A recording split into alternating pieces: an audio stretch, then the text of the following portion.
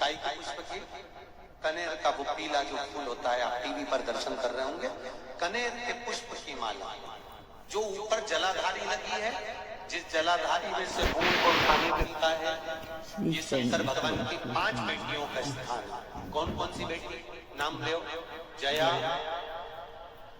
विषहरा, शामली बारी, दौतली और 5वें नंबर की देव। ये शिव जी की 5 लड़की जो पानी बूंद बूंद नीचे गिरा रही है। शंकर भगवान की बेटियों के स्थान से शंकर भगवान की जो ये जलाधारी अशोक सुंदरी वाला स्थान, ये जो जलाधारी है, बेटियों के स्थान से जलाधारी तक जो कनेर के माला बनाकर स्पर्श कर लगा देता है, शिवरात्रि के दिन प्रदोष काल के समय पर उस पति पत्नी में कितना भी झगड़ा हो रहा हो, आपस में प्रेम बनना प्रारंभ हो जाता है। अदालत का केस धीरे धीरे समाप्त हो, अदालती कार्रवाई। यहाँ तक कहा गया कनेर का पुष्प, भाई भाई में विवाद हो रहा हो, जमीन के लिए विवाद हो रहा हो, किसी प्रॉपर्टी के लिए विवाद हो रहा हो, या किसी अन्य विवाद में पड़े हुए हो, या तुम्हारे दुश्मन बढ़ रहे हो, तो भी कनेर का पुष्प शिव को समर्पित किया जाए। कनेर सुख प्रदान।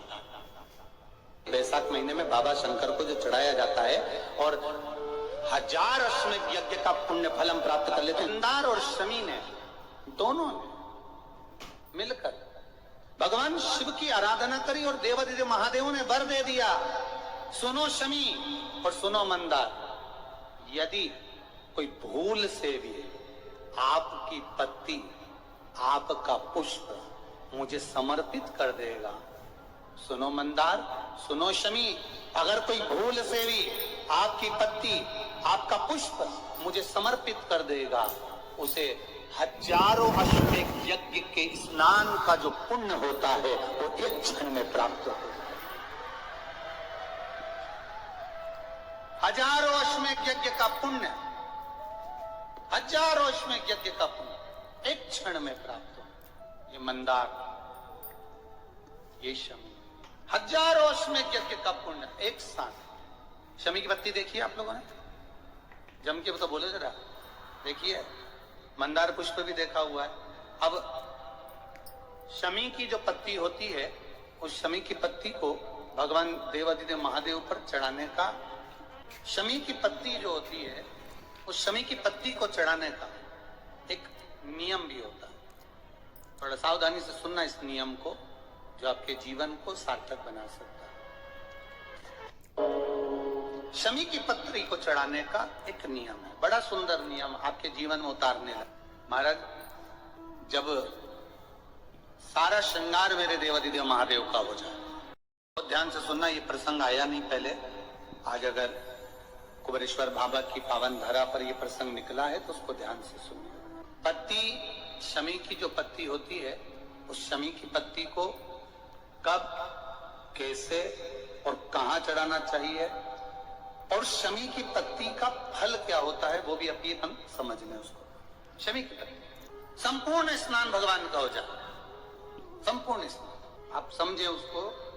जैसे ये शिवलिंग है, जलाधारी, जल निकल कर जाने का स्थान, गणेश, कार्तिकेय, अशोक सुंदरी, जलाधारी मतलब माता पार्वती जी का हस्त कमल, शिवलिंग, शिव का स्वरूप, ऊपर जो जलाधारी लगी है उसमें से एक एक बूंद जो पानी नीचे गिर रहा है, जो पानी नीचे गिर रहा है, शिव जी की बेटियां जया, विषहरा, शामली बारी, दौतली, देव, शिव जी की पुत्री बेटी। जब देवादिदेव महादेव को शमी का पत्ता चढ़ाया जाता है, कब चढ़ाते हैं, जब आपने संपूर्ण जलाधारी को हाथ से साफ कर दिया हो, शिवलिंग पर जल चढ़ा दिया हो, शिवलिंग का पूरा श्रृंगार आपने कर दिया, संपूर्ण श्रृंगार मेरे देवादिदेव महादेव का हो गया, संपूर्ण श्रृंगार। बाबा को चंदन का लेपन, अबीर, गुलाल, अक्षत, बेलपत्र, धतूरा, जो भी तुम्हें चढ़ाना है सब कुछ तुमने चढ़ा दिया, सारा श्रृंगार मेरे देवादिदेव महादेव का हो गया। तब शमी की पत्ती को मां जगत जननी की जो जलाधारी है उस पर मात्र स्पर्श कराकर शिव के शिवलिंग पर आखिरी में समर्पित कर देना चाहिए, जिससे हमारी मन की जो कामना है वो मां जगत जननी देवादिदेव महादेव से उनके कानों में श्रवण कर। शमी पत्र का एक बात और स्मरण में रहे, शमी पत्र की बहुत एक बात और अपने स्मरण में लीजिएगा। शमी पत्र जैसे शिवलिंग, जलाधारी और स्थान,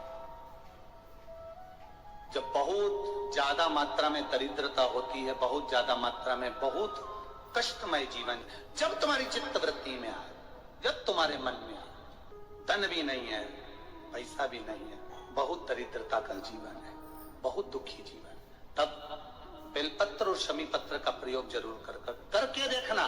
प्रैक्टिकल करने में कुछ नहीं जाता, प्रैक्टिकल करने में क्या जाता, करके देखना। उस समय पर वो कहते हैं ना कि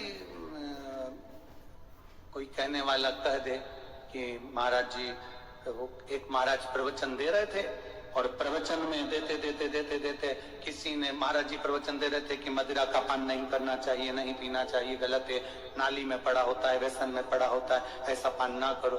एक महाराज का पेचन वाला खड़ा हो गया, उसने खड़े होकर कह दिया, ओ महाराज तुम इतनी बड़ी बड़ी बात कर रहे हो, तुम्हारा सगा भाई तो पी के नाली में पड़ा, गटर में पड़ा। महाराज जी को क्रोध नहीं आया, समझ थी। महाराज जी ने कहा, भैया देख, मैं भी प्रवचन दे रहा हूँ, मेरा भाई भी प्रवचन दे रहा है, मैं मुंह से समझा रहा हूँ कि पीकर लोग नाली में गिरते हैं, गटर में गिरते हैं, मेरा भाई प्रैक्टिकल करके दिखा रहा है कि मत पिया। प्रैक्टिकल वाली बात है। शमी पत्र, बेलपत्र का एक बार जीवन में प्रैक्टिकल कर देखना, प्रैक्टिकल करना।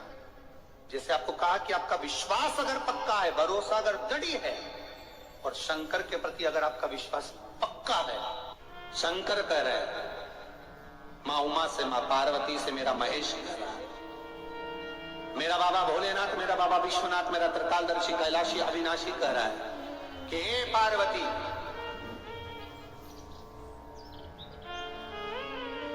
एक पीला, एक बेल जो मुझे समर्पित करता है, और समर्पित करने के बाद उस बेल की महत्वता देखिए, जो बैसाख महीने में बाबा शंकर को जो चढ़ाया जाता है, और 1000 अश्वमेध यज्ञ का पुण्य फल हम प्राप्त कर लेते, मात्र एक फल चढ़ाकर, मात्र एक फल चढ़ाकर।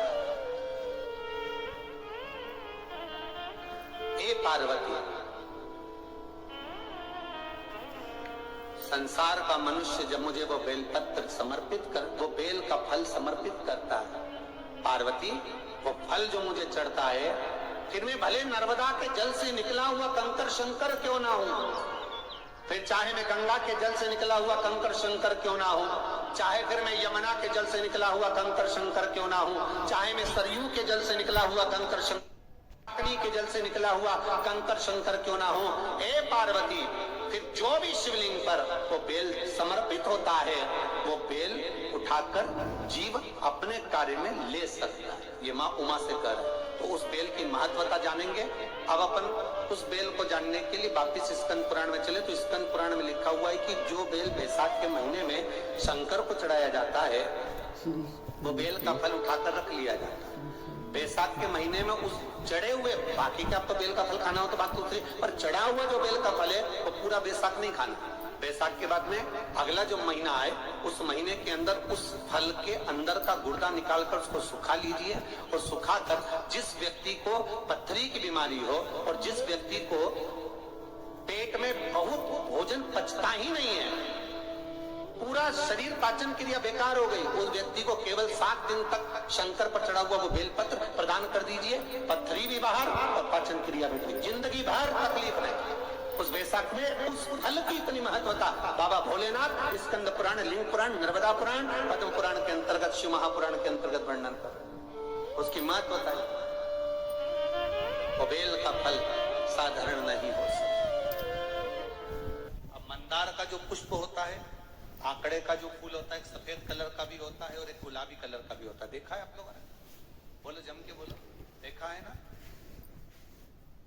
गुलाबी कलर का जो पुष्प होता है वो आप मंदार का आंकड़े का जो गुलाबी कलर का पुष्प होता है, और टीवी पे गुलाबी नीला कलर का फूल देख रहे हो। जो नीला कलर का जो पुष्प होता है, गुलाबी कलर का जो आंकड़े का फूल होता है, प्रयास करना जब किसी विषम परिस्थिति में फंस गए, विषम परिस्थिति, जब आपको लग रहा है कि मुझे बहुत भय लग रहा है, कुछ पूरा होने वाला, आपको लग रहा है आज मेरी उल्टी आंख बहुत फड़क रही है, कुछ गड़बड़ होने वाला, आपको लग रहा है मेरी सीधी आंख फड़क रही, कुछ गड़बड़ होने वाला, तब केवल वो नीला जो गुलाबी पुष्प है मंदार का, उसको कहीं से लाकर शिवालय में अशोक सुंदरी वाली जगह पर स्पर्श कर कर शिवलिंग पर आप चढ़ा दीजिए। आपकी विषम परिस्थिति कैसी भी होगी वो रास्ता बनाकर बाहर निकल जाएगी। आपको फंसना नहीं, परेशान नहीं। मंदार आंख, सफेद आंकड़े का पुष्प भी भगवान शिव को समर्पित होकर, जैसे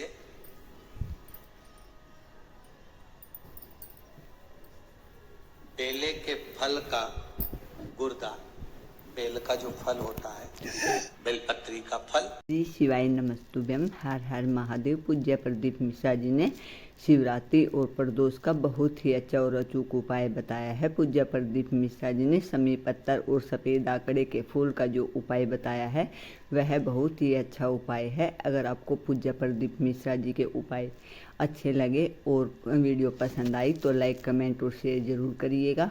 पूज्य प्रदीप मिश्रा जी के नए नए उपाय और कथा सुनने के लिए मेरे चैनल को फॉलो जरूर करिएगा ताकि अगले नोटिफिकेशन आप तक आ सके। मेरे चैनल पर आपको पूज्य प्रदीप मिश्रा जी के नए नए उपाय और कथा सुनने को मिलेंगी।